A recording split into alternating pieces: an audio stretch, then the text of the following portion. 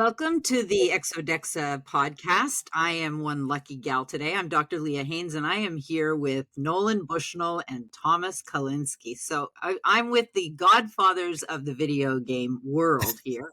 I was one of the parents really mad at you guys because I couldn't get my son to do his homework. But and now I am really thrilled with everything that video games has offered. And one of the things that comes to mind right away is an article that came out this past year about the advantages to brain development for those children who play video games. And so, did you guys know that early on? I had the premonition that it was, because my attitude was that, your brain, just like a muscle, does better if you exercise it. And video games give you a lot of problems you have to solve. That's it. It's the rigor, I guess, that really helps. Tom, did you know? Yeah, no, I agree with Nolan. I also thought that it obviously solving problems is very, very important, but also doing problems incorrectly is a learning experience as well. And certainly you get a lot of that in video games where you aren't successful every single time you play it. And then I thought it was really going to interest younger people in technology, kind of an early view on STEM, if you will, on engineering and mathematics and science. And I think that's all correct. I think we've seen today that it's all correct. Yeah, I know no computer programmer that doesn't play video games. I've always said video games are the training wheels of computer literacy. Yep. So what was your argument with all of those parents back in the day that were really upset that their kids were playing video games all the time? Well, I would say the same thing about that as just about anything else. You can't let kids do too much of any one thing. You don't want them getting crazed over, and all they want to do is baseball and ignore every other sport or outdoor activity there is. You want them to do lots of different things. So I'm sorry that my phone just went off. So limit their time on video games as well. I'm going to turn this off. That was exactly my thing. I said, it's about balance. There was a time where there was a phrase of bookworms where kids were reading too much. Would any parent, have that as a pejorative now? I don't think so. Mm-hmm. And the thing that I always felt is that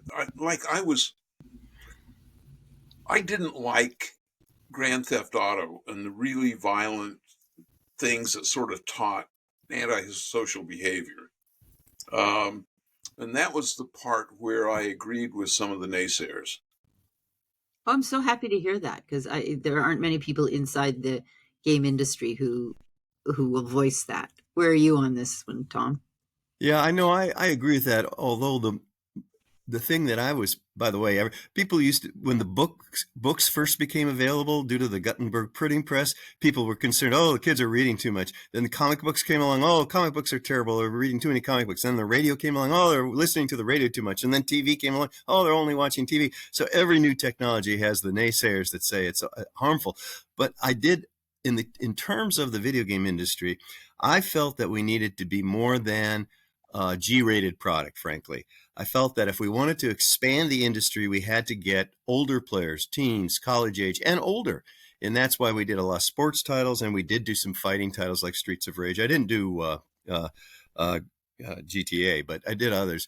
And I think I turned out to be correct, because today the average age of a video game player is 31, and the industry's grown from a $3 billion industry when I was involved to a $240 billion industry, and is larger than the movie and music industries combined.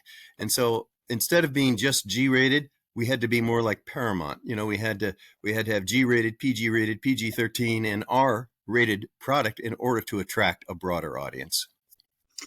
So now what about education in video games? So where, that's where our focus is. What are your thoughts and predictions about that area? Well, the reason I did a product called Pico when I was at Sega, which was positioned as the child's first computer. And it really was good at teaching reading skills. The senior board of directors in Japan didn't really like me doing it because it was so hard to do education properly. But it was using video game technology to make reading and math fun and interesting. So when I left and I joined up, ended up with Leapfrog, it was the same thing that I was interested in. How do we use video game technology to make learning fun and interesting? And we did. Leapfrog was way ahead of its time in a lot of ways, Tom. I got to hand it to you that. I mean, it was a tour de force for the time frame. What year did it come out? It came out in 1995, and what people don't realize is that a lot of the products we did were actually invented by professors at Stanford University here. In fact, the dean of the School of Education, Dr. Robert Calfee, really taught us how do you teach reading skills starting with very young children. What does a 3-year-old need to know? What does a 4-year-old need to know? What does a 5-year-old need to know? And then how do we take those things that they should learn, whether it's phonics or CVC words or diphthongs, and how do we make it fun and interesting for them? So they told us what we needed to teach, and then we tried to make it fun and interesting. And I think we were a little bit ahead of our time. We built it to about a $680 million business by 97, 98. So anyway. Well, a little bit of that came from me because both my grandchildren had Leapfrog. So it was a very tiny contribution, but it was really an effective tool for early teaching. Sorry. Did I hear a doggy? You did hear my doorbell. She doesn't think anyone should walk by the house without being acknowledged. So my apologies. And Nolan, I read a funny thing that they were talking about dogs, and they said all dogs perceive that they have jobs to do. Yes. You know? Yes. Well, she actually does. She got her place to live based on a very deep voice and a aggressive sound when someone's on the front porch. So, so back to the games. Nolan, you've been interested in educational games since way before I came along. When you asked me to co-author the book with you, you were already several years into an interest in education. Why? I just felt that, of course, having 8 kids, you're kind of immersed in the learning kind of world. And, I started a summer camp called Camp Timber Tech, and I ran that for about 5 years and then sold it. And it was combining the outdoor camping experience, and we had little huts, and they did hikes and all that stuff, but they also had 2 hours a day of learning on the Apple and the Atari 800, and it was pretty successful. And then I tried doing an after-school program twice at Chuck E. Cheese, and where I would. And the theory was if I could get the parents to sign their kids up for 2 hours after school, that in picking the kids up, they'd stop and have a pizza. How'd that work? I could never, ever get it to scale enough to where it made sense. Mm-hmm. And I think it was the wrong time. And sometimes good ideas at the wrong time turn out to be bad ideas. That's right. And successes have many parents, and failures, have only one. So But I think you've been ahead of the technology a few times, and I think of so Brain Rush was a great idea that might have been just a few years before the technology was available to make it scalable. I think it was more. The thing that has made ExoDexa timely is COVID, mm-hmm. and I think what what happened was that parents became aware of how broken the school system is because they had to be up close and personal with it. And I think second, the idea that almost everything can be done online and doesn't have to be in person was a sea change in the way people thought about the world. What do you think about that, Tom? Is that... Oh, I agree. And by the way, the reason I got interested in education was similar to Nolan's experience. I only have 6 kids, so I'm a piker compared to Nolan. But between the two of us, we have enough for almost 3 basketball teams. But anyway, I served on my local school board, and I would see that the reading scores didn't improve. The math scores didn't improve for 3rd grade and 6th grade. And the teachers were trying their damnedest, but it just wasn't. There was no progress. And then I looked at what the national scores were, and it was the same thing.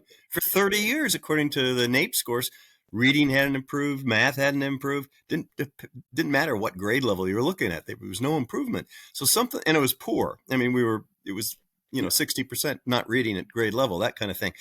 And so that got me very interested, and we've got to try to fix that.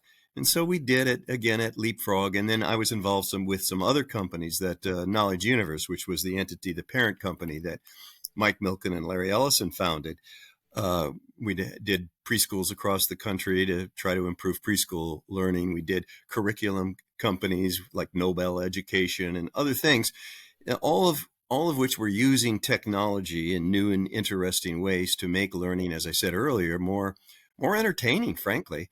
And much of the time, it did show progress and it did work.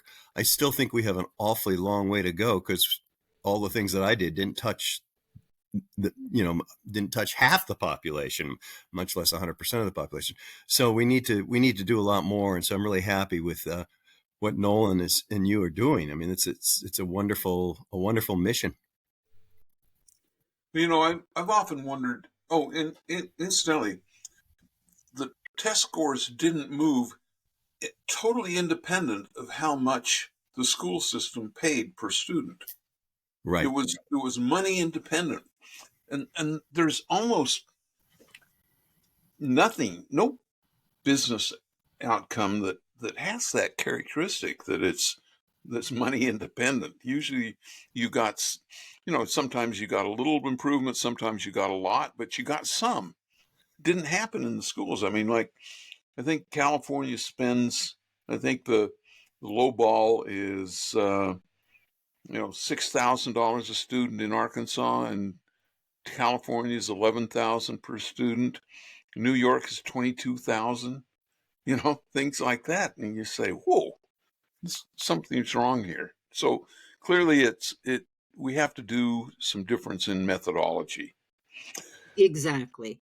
I think a lot of that money is spent on a system that doesn't work. And so until we address the fact that the system itself is a problem, we don't see a lot of change. Yeah, I think that most of the research indicates that if you have great teachers, doesn't matter how much money they're allocated, great teachers can produce much better outcomes. The problem is, how do we get great teachers when so many of them, until recently, were frankly afraid of technology, afraid of using technology? Now I think we're seeing changes occur because it's a younger group that grew up with technology that are becoming teachers. But we still have to do a better job of turning out great teachers, which is another huge problem of how do you do that? Well, there are a couple of statistics that I blame a lot on the teachers union. I believe that rewards should follow competence and outcomes. Teachers unions don't allow that. There's no way you can bonus a good teacher. Second, there are examples of people that are doing it better. Like the Finland school system is very, they come out maxing the scores in competition all over the place. And they do 2 things that I think it would be very easy to copy. First of all, they basically have voucher programs. People can leave the public school system if they want to. And what that does is it makes the public schools need to compete for competency with the private schools. The second thing they do is they allow kids to really follow their passion, so that if they're interested in literature, they can spend 80% of their time in Shakespeare and literature, what have you. If you're interested in science, you can spend 80% of the year there. So they have a flexible curriculum that allows the student to choose the direction where their passions lie. And so that by itself allows for a higher level of engagement. What amazes me is that Finland always, recently anyway, has the highest percentage of competency in science and math for, again, whatever level you're looking at, grade level you're looking at. And that, to me, it's amazing, given that the kids don't have to, as Nolan just said, take a whole lot of math or science, but they choose to on their own, and they end up becoming very proficient at it. Yeah. It could be saunas. I want to go back to something that you said a minute ago, Thomas, about the technology being, embraced by the younger teachers.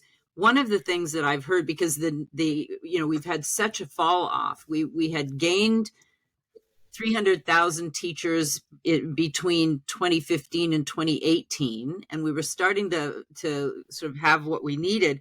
And then during the pandemic, we lost 700,000 teachers. So we lost a lot more than we had gained. And I'm hearing that the younger teachers who are leaving because the technology they're asked to use is 20 years behind what they're accustomed to in their personal life. And that's a big challenge with this next generation of teachers. If we can't make the profession a little more current and respected, we are going to continue to lose a lot of the really good teachers. So the older teachers. Not only that, I don't know.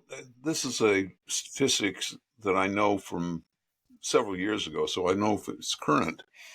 But half of the teachers that graduate with an education degree, half of them leave within 5 years. Yep. Yeah. That's in the Teach for America students who they have a 5-year commitment. Generally at the end of their commitment are off doing something else. And it is, it's in part because teaching is, it's just not keeping up with what technology has to offer. And also, we're still using the same programs we've been using for 100 years in public education. The same. I was on the board of Cambium Learning for years, and one of the problems was the decision-making process for buying anything, curriculum, equipment, whatever, for the public school systems. It varies by state, obviously. I mean, but often it starts with, you got to have state approval, then you got to have district approval, then you got to have local district approval. And we used to have salesmen come in to our office at Cambium Learning, and they would say, well, we're trying to sell this new technology into Austin, Texas's school district, and I've called on them, and I've called on them, and finally I gave up. 3 years later, I got an order. So it takes 3 years to get an order processed successfully. What the heck? I mean, it's pretty tough to keep up with technology if that's the case. Yeah, we don't have great graduation rates. We're not graduating kids who are lifelong learners because they've enjoyed the process so much. And so a lot has to change. And I'm counting on minds like yours, Tom and Nolan, to help make this happen. We're going to give it a hell of a go. Absolutely. We cannot give up. We do see progress every now and then. When I mentioned the NAEP scores before, I like to help think that Leapfrog takes some credit with third grade reading when we were selling 3 million LeapPads a year to basically second and third graders.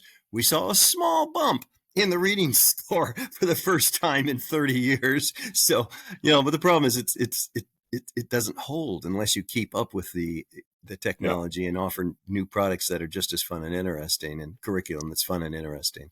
That is our goal at ExoDexa. Right. Yes. Nolan, you were going to say something. No, I was just going to say that I think that we can do this, and I think that the AI tutoring may be one of the keys that allows kids who are on the bottom end of the economic ladder to be able to access cheap tutoring to help them through. Because sometimes the kids who are struggling just don't have the resources.